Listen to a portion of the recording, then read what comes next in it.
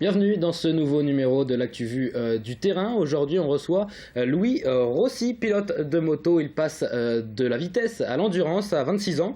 Il vient tout juste de s'engager avec le team GMT 94 de Christophe Guyot. Ça a été annoncé il y a quelques jours, justement. Après la vitesse, vous passez à l'endurance. C'est logique, ça? Bonjour, Louis Rossi. Bonjour. Déjà, bonjour. Exactement, bonjour. Et puis merci de m'accueillir. C'est vrai que pour moi, ça fait quand même une sacrée différence. Maintenant, l'endurance, on va dire que c'est qu'une course de vitesse qui dure 23h15 minutes de plus. Donc, alors voilà, ça c'est les grands sportifs, ils sont comme ça, ils minimisent un petit peu tout le temps les exploits. Non, mais ce que je veux dire par là, c'est que vraiment l'endurance, ça reste une course de vitesse. C'est-à-dire qu'on mais est sur 24 heures, on est quand même sur des temps qui sont pas les mêmes, donc j'imagine que déjà la préparation est très différente. C'est des courses qui sont très longues, qui se gèrent pas de la même manière du point de vue d'une équipe. Maintenant, en tant que pilote, quand on monte sur la moto, à partir du moment où on est assis dessus et qu'elle est démarrée en repartant des stands, on est à fond du premier au dernier tour. On a des relais qui durent environ 1 heure, sachant on peut doubler les relais suivant la stratégie que voudra adopter Christophe Guyot, donc qui est le team manager de cette équipe depuis très longtemps. Parce qu'il faut savoir que Christophe Guyot a été lui-même pilote dans son équipe avant d'être uniquement team manager. Parlez-nous un petit peu de cette équipe, justement, que vous rejoignez. Là, vous avez déjà fait un essai quand même. Exactement. Vous êtes déjà un petit peu entraîné à Pau en décembre dernier. Le GMT 94, c'est une équipe qui est très connue dans le milieu de l'endurance. C'est l'équipe officielle Yamaha, donc ça veut dire que ça fait partie des équipes qui jouent tous les ans la gagne. Ils sont basés à Poitiers. Ils ont un bel atelier, ils ont une équipe qui travaille beaucoup sur la moto, qui développe énormément le moteur, qui développe des carénages, qui passe du temps en soufflerie. Donc on va dire que c'est des gens qui sont pros, qui sont très investis. Et cette année, l'envie de me recruter pour eux, ça a été l'envie de vouloir se bagarrer pour un titre de champion du monde, étant donné que c'est mon objectif aussi. C'est votre objectif, très clairement. Vous l'avez annoncé, c'est affiché, vous partez pour ça. On veut gagner. On veut gagner déjà les 24 heures du Mans parce que c'est chez moi et parce que ça fait un petit moment que j'ai pas gagné sur mon circuit. Est-ce que ça joue ça justement dans le recrutement? Est-ce qu'il y a un moment où en off ils vous ont dit on te prend aussi parce que toi tu connais les 24 heures? Pas parce que vous aimez les rillettes, encore que je sais pas, peut-être que vous aimez ça, mais en tout cas vous êtes du cru quoi. Et quand on est du cru, vous connaissez ce circuit, vous connaissez cette piste qui est si particulière. C'est vrai que c'est un circuit atypique dans le calendrier pour tous les pilotes. C'est un circuit qui est assez petit, qui est très stop and go. Donc moi c'est un circuit qui fait pas partie de mes pistes favorites, mais par contre sur lequel j'arrive à aller vite. Donc vous avez quand même en 2012, vous êtes vainqueur du Grand Prix de France. En 2012, ça vous a réussi. Mais c'est un circuit présent. qui est extrêmement difficile. Donc du coup, c'est vrai qu'il n'y a pas vraiment de moment pour se reposer où on peut être un peu tranquille. Il se passe toujours quelque chose parce que les lignes droites sont très très courtes. Et il y a beaucoup de freinage appuyé, beaucoup de grosses accélérations, donc c'est un circuit qui pardonne pas beaucoup. Et voilà, moi c'est un circuit que j'affectionne dans le sens où j'arrive à être performant dessus. C'est vrai que là de revoir les images de 2012, c'est assez sympa, je les avais pas vues depuis longtemps et c'était un moment assez incroyable. Donc maintenant, pour moi les Grands Prix c'est terminé. Je pense que j'ai eu une carrière qui n'a pas été celle que j'aurais imaginée, surtout vers la fin. C'est-à-dire que cette année 2015, pour moi, c'est un énorme raté. Et j'aurais voulu que ça se passe autrement, mais parfois... En Moto 2, ça a été vraiment difficile. On se souvient, 2012, ça a été vraiment une apogée, une sorte d'apogée. 2013, 2014, 2015, Moto 2, c'est pas simple. Pourquoi? Comment vous l'expliquez, ça, avec du recul? Vous avez un peu le recul maintenant. Alors en fait, 2012, ça a été une bonne année pour moi. Donc effectivement, on gagne le Grand Prix de France, on fait des premières lignes, on fait des pole positions, on est tout le temps là à se bagarrer pour le podium ou pour le top 5. Donc c'est vrai que c'était une bonne expérience. Après, Tech 3 m'a recruté en Moto 2 et c'est vrai que ma transition Moto 3, Moto 2, elle n'a pas été mauvaise, mais elle n'a pas été extraordinaire.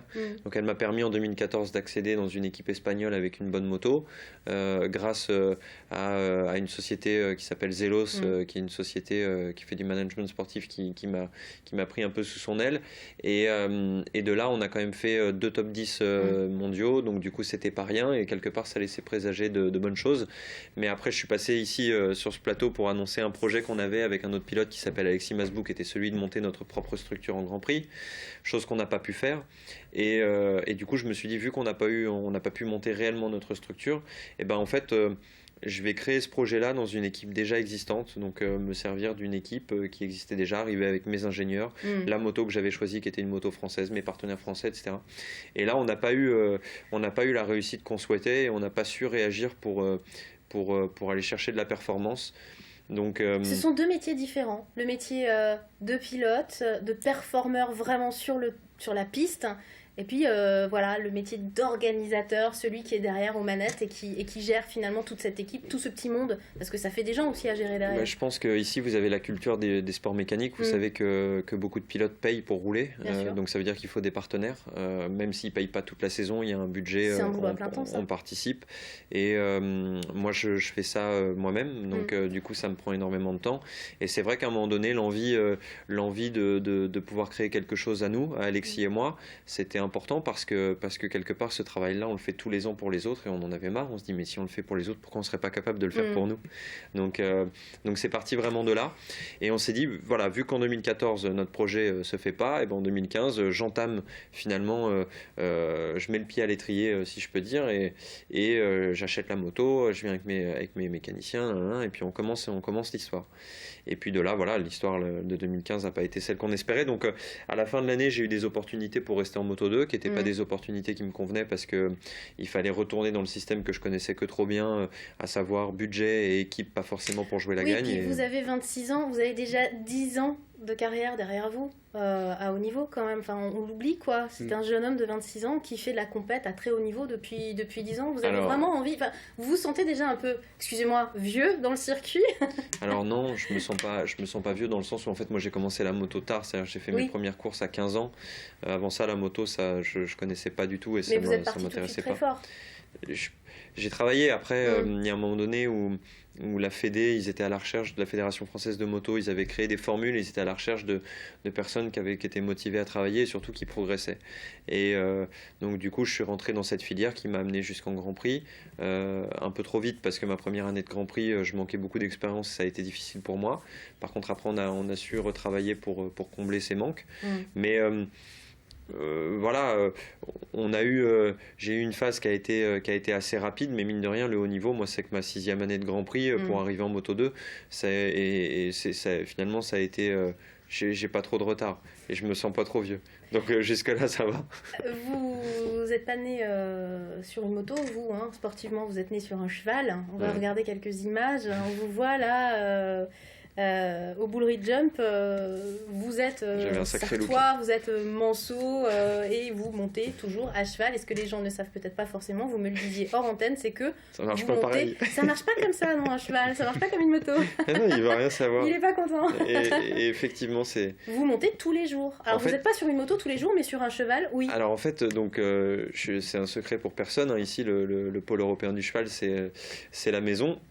Et donc j'ai mon écurie au pôle européen du cheval, donc à Ivry-l'Évêque, et donc du coup je fais un petit peu de commerce de chevaux, donc voilà, on a des chevaux qu'on récupère, qu'on travaille. Et du cheval ensuite, à la moto, il n'y a qu'un pas en fin de compte, ça va plus vite la moto quoi. Quelque part on parle toujours de la même chose. Moi mes chevaux, il faut que je les sorte en compétition, il faut qu'ils fassent de la performance, et puis à un moment donné il faut essayer d'être précis, il faut essayer d'avoir la bonne trajectoire, d'avoir un bon équilibre, de gagner du temps, de faire les choses de manière construite. Et dans la moto c'est pareil. Maintenant, je fais pas du haut niveau à cheval, je fais des compétitions amateurs, mais quelque part on retrouve les mêmes mots et on retrouve les mêmes attitudes. Donc il y a des différences. C'est un équilibre qui est vraiment nécessaire pour vous. Il faut avoir les deux. Enfin, vous avez vraiment besoin des deux. Moi, j'en ai besoin parce qu'aujourd'hui, l'équitation, les chevaux, c'est ma vie. J'ai eu de longues discussions avec mon père parce qu'avant, moi, je montais à cheval de manière vraiment amateur, c'est-à-dire que j'avais un cheval dans un box et puis je le prenais, je le sortais en concours. Vos parents là justement, exactement, Philippe aussi en premier plan, le papa. Et puis ma mère avec qui je travaille beaucoup. Et puis voilà, je voulais aspirer à autre chose à un moment donné, essayer d'être plus intégré avec les chevaux, aller plus loin parce que c'est quelque chose qui me plaisait beaucoup et en même temps qui m'apporte un équilibre vis-à-vis de la moto. C'est-à-dire que c'est un peu mon exutoire et ça me donne un rythme que j'apprécie beaucoup. Un dernier mot juste sur l'équipe que vous rejoignez. Vous allez courir avec David Checa, double champion du monde de la discipline en endurance, et Niccolò Canepa, Vous les connaissez, ces jeunes hommes? Oui. Alors David Cheka, c'est un peu notre petit papa à Canepa et moi, parce que lui, ça fait 12 ans qu'il roule au GMT 94. Il a même roulé en tant que coéquipier de Christophe Guyot, donc c'est pas peu dire. Lui, il a une expérience incroyable. Quand on parle avec lui, c'est une vraie mine d'informations. Donc sans ses conseils, ça me prendrait plus de temps. Nicolo Canepa, lui, il a fait du MotoGP.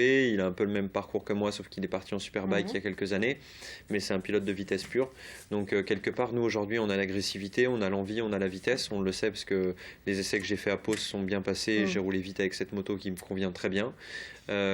Maintenant, il faut rouler vite sur 24 heures et surtout dans des relais de 1 heure en doublant je ne sais pas combien de personnes par relais, parce que les 24 heures du Mans, c'est une course extraordinaire qui mêle des pilotes professionnels et des sportifs amateurs qui ont envie de se régaler, avoir un objectif qui est parfois difficilement surmontable, parce que 24 heures, c'est long. Le public sartois vous retrouve début avril, donc rendez-vous est pris. Exactement, puis moi je les retrouverai aussi, parce que c'est un plaisir de retrouver un public qui est à chaque fois motivé, joyeux, et vraiment venez nombreux, parce que je pense que ça va être un beau spectacle cette année. Un plaisir partagé, merci beaucoup d'être venu sur ce plateau. Merci à vous. Louis Rossi d'avoir répondu à nos questions. Merci Laure Girard d'avoir posé justement ces questions.